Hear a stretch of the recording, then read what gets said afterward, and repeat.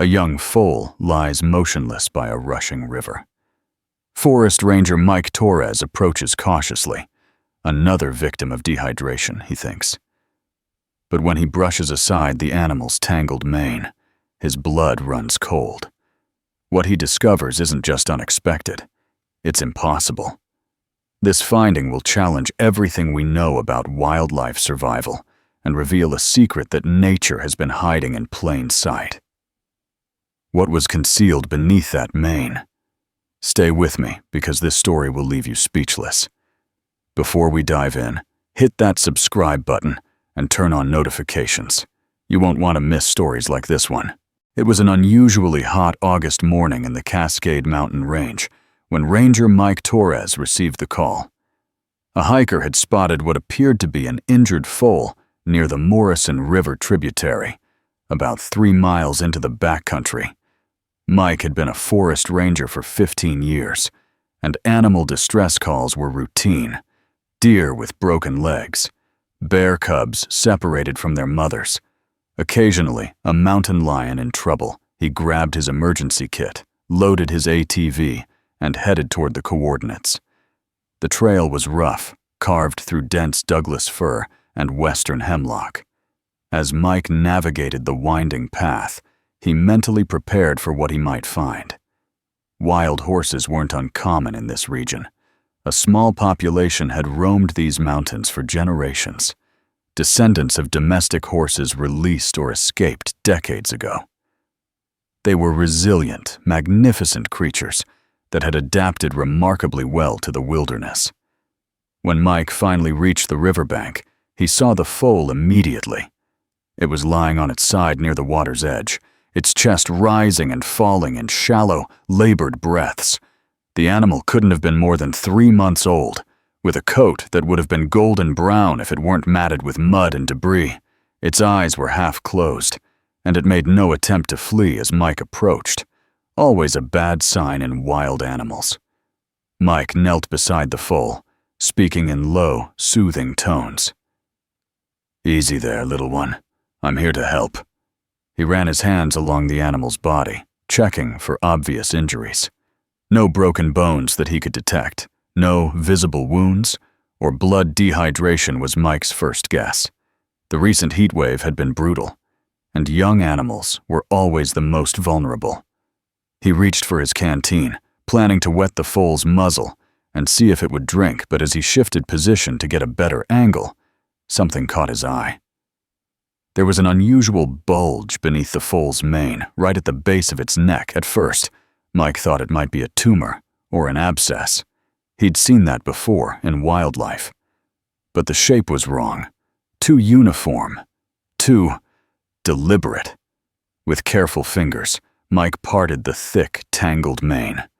What he saw made him freeze completely, his breath catching in his throat. His mind struggled to process what his eyes were seeing. This wasn't a medical condition. This wasn't natural at all. Embedded in the foal's neck, partially concealed by fur and dried mud, was a collar. But not just any collar. It was a sophisticated piece of equipment made of durable synthetic material with what appeared to be a small electronic device attached. The device had a tiny blinking red light and what looked like a solar panel no bigger than a postage stamp. Mike's hands trembled slightly as he examined it more closely, careful not to disturb the foal further. Wild horses didn't wear collars. Wild animals in protected wilderness areas definitely didn't wear electronic tracking devices, at least not without ranger knowledge and proper documentation. Mike had access to all wildlife monitoring programs in this region, and there were none involving wild horses. Someone had put this on the foal deliberately. But who? And more importantly, why? Mike's training kicked in immediately. He reached for his radio, but hesitated. Standard protocol required him to report any unusual findings to the ranger station. But something about this situation felt different, delicate, even dangerous. If someone had gone through the trouble of secretly tagging a wild foal with sophisticated equipment, they likely didn't want it discovered reporting this over an open radio channel, which could be monitored by anyone with a scanner, might alert whoever was behind this. Instead, Mike pulled out his satellite phone and called his supervisor directly. Linda Chen had been the district supervisor for 8 years and had seen just about everything these mountains could throw at her. When Mike described what he'd found, there was a long pause on the other end of the line. "Don't touch anything else," Linda finally said, her voice tight with concern. "I'm contacting Fish and Wildlife Law Enforcement. This could be illegal wildlife tracking, research without permits, or worse, keep the foal stable, but don't remove that collar. We need it as evidence." While Mike waited, he focused on the foal's immediate medical needs. He managed to get some water into the animal, using a small syringe from his kit, dribbling it slowly into the corner of its mouth. The foal swallowed weakly, a good sign. Mike then used wet cloths to cool the animal's body, particularly around the head and legs, where heat dissipation was most effective. As he worked, he couldn't stop glancing at the collar. Now that he knew what to look for, he could see it had been expertly concealed. The color matched the foal's coat almost perfectly, and it was positioned precisely where the mane would naturally cover it. Someone with veterinary knowledge had done this, someone who understood equine anatomy and behavior. Mike took out his phone and carefully photographed the device from multiple angles, making sure to capture the blinking light and any identifying marks. There was a tiny serial number etched into the metal clasp: P47, Cascade, 2024. The specificity of it sent a chill down his spine. This wasn't a one-off experiment. The numbering system suggested there were at least 46 others, possibly more. 47 tagged wild horses, and nobody in the Ranger Service knew about it. His mind raced through possibilities. Could this be connected to land developers trying to document wild horse populations to justify removal? Were animal rights activists tracking the horses to protect them from poachers? Or was this something else entirely? Some kind of biological research, disease tracking, or genetic study? The sound of helicopter blades interrupted his thoughts. That was fast, too fast, for a regular Fish and Wildlife response. Mike looked up to see a black helicopter approaching, unmarked, except for a small identification number on the tail. It wasn't one of the usual Ranger helicopters, which were typically bright green or white with clear agency markings. The helicopter landed in a clearing about 50 yards away, and 2 figures emerged. They were dressed in dark tactical gear, moving with military precision toward Mike's location. Neither wore any visible badges or insignia. Identifying which agency they represented, Mike stood slowly, positioning himself protectively between the approaching figures and the vulnerable foal. His hand instinctively moved to his radio. Something was very wrong here. The 2 figures reached Mike within seconds, their boots crunching on the riverbank gravel. The taller one, a woman with sharp features and gray-streaked hair, pulled back in a tight bun, spoke first. "Ranger Torres, I'm Dr. Sarah Brennan, and this is my colleague, Dr. James Wu. We're from the Wildlife Disease Surveillance Network, a division of the Department of Interior." She pulled out a badge that looked legitimate, though Mike had never heard of this particular division.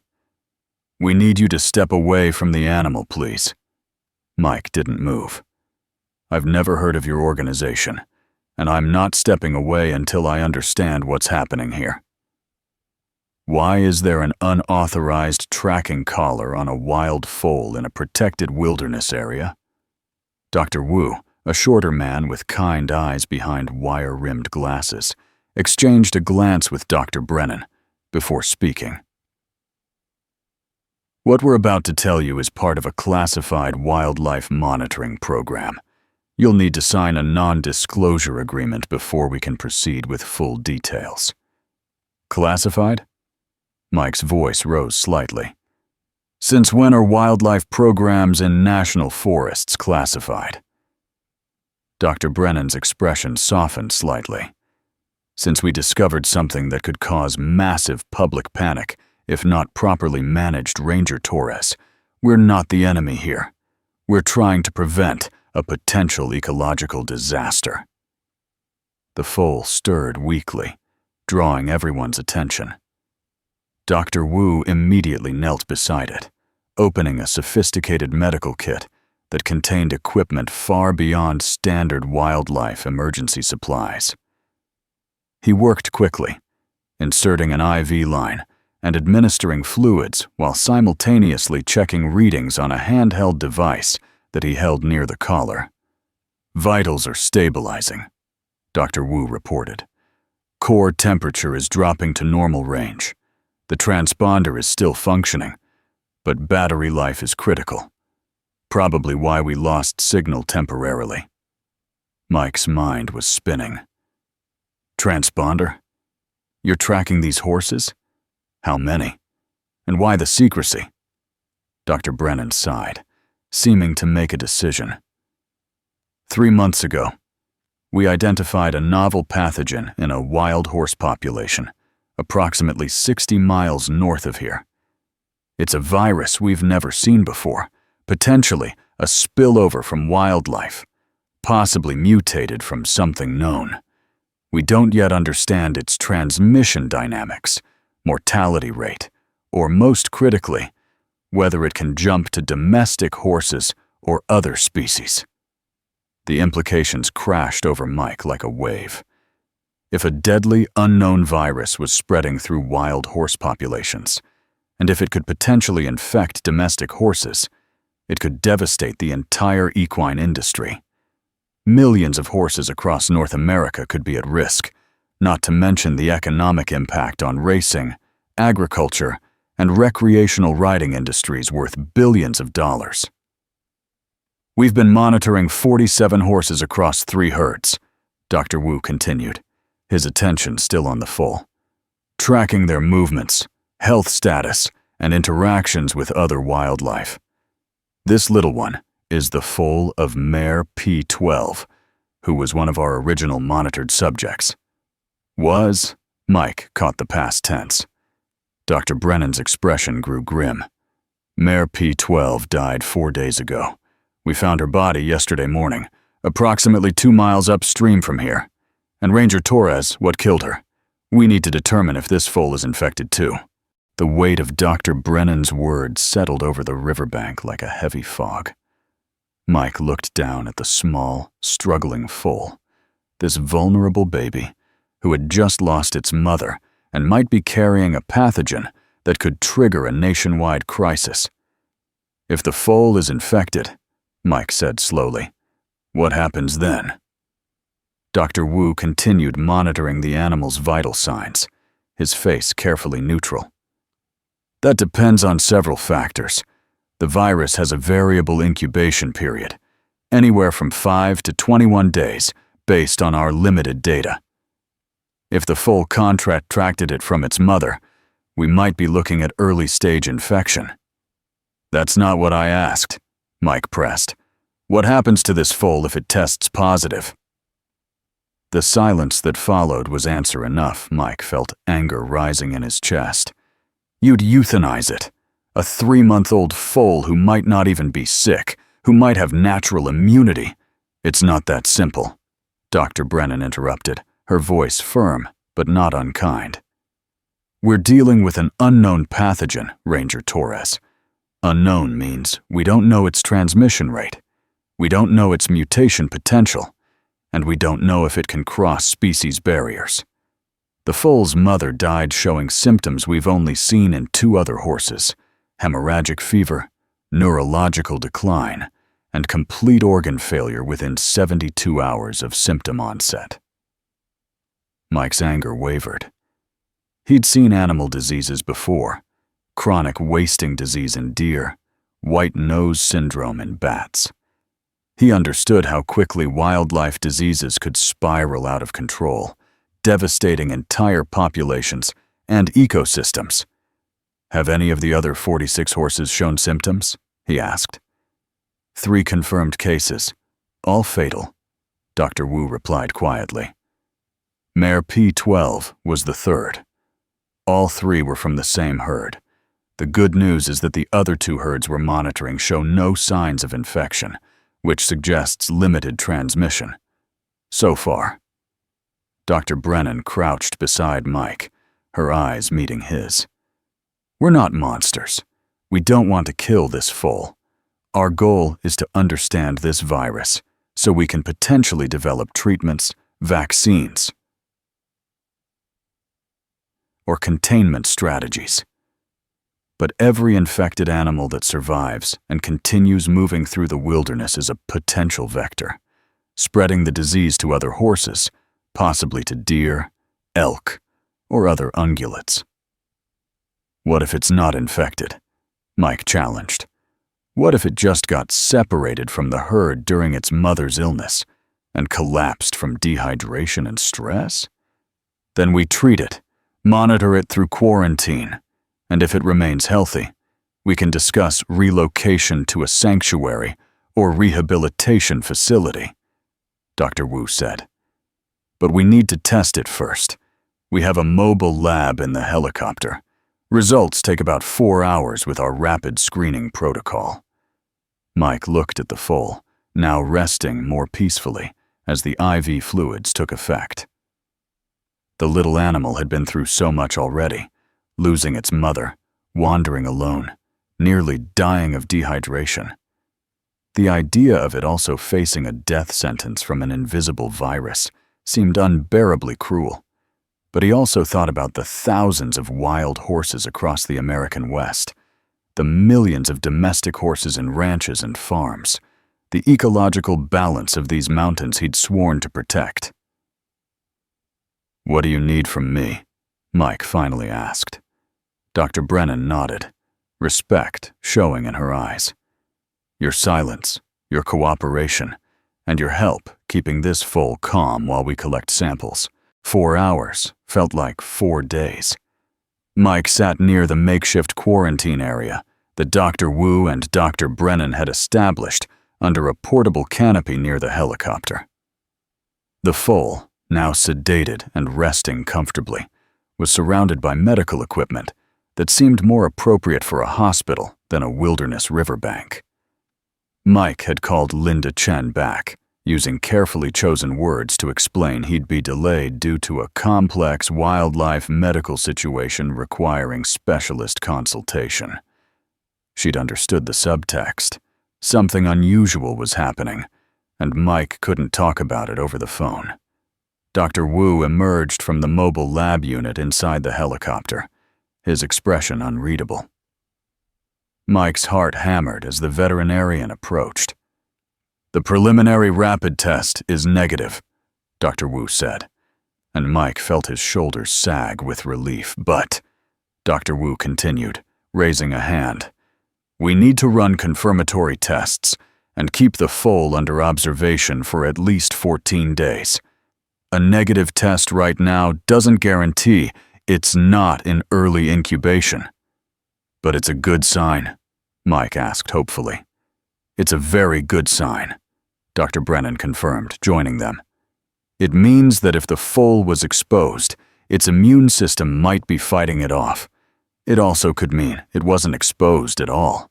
Perhaps the mother kept it separated when she started feeling ill. Wild horses have remarkable instincts about disease." Over the next hour, they made arrangements. The foal would be transported to a secure veterinary facility where the disease surveillance network conducted its research.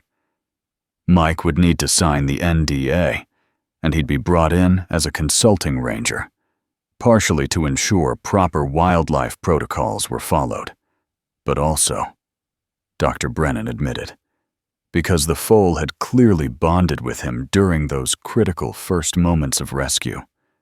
"Animals remember kindness," Dr. Wu said softly, watching as Mike gently stroked the foal's neck, carefully avoiding the collar. You might have saved more than just this little one's life today. If we can study it, understand why it might be resistant or immune, we could develop interventions for the other horses.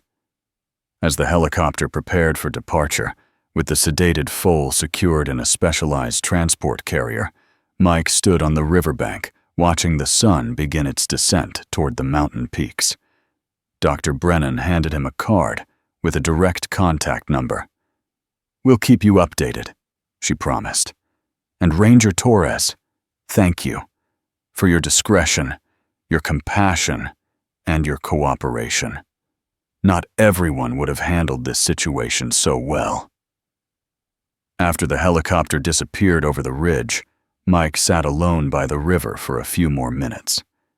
He thought about the thin line between disaster and hope, between doing what seemed right in the moment and understanding the bigger picture. He thought about the 43 other horses still being monitored, their fates uncertain. But mostly, he thought about one small, golden-brown foal who had collapsed by a river and inadvertently revealed a secret that nature had been hiding beneath its mane, a secret that might help save countless other lives. 3 weeks later, Mike received a text message with a photo attached. It showed the foal, healthy and energetic, running in a protected paddock. The message read, "Still testing negative. She's going to make it. We're calling her Morrison, after the river where you found her. Thank you for giving us hope." Mike smiled. Sometimes hope was hidden in the most unexpected places.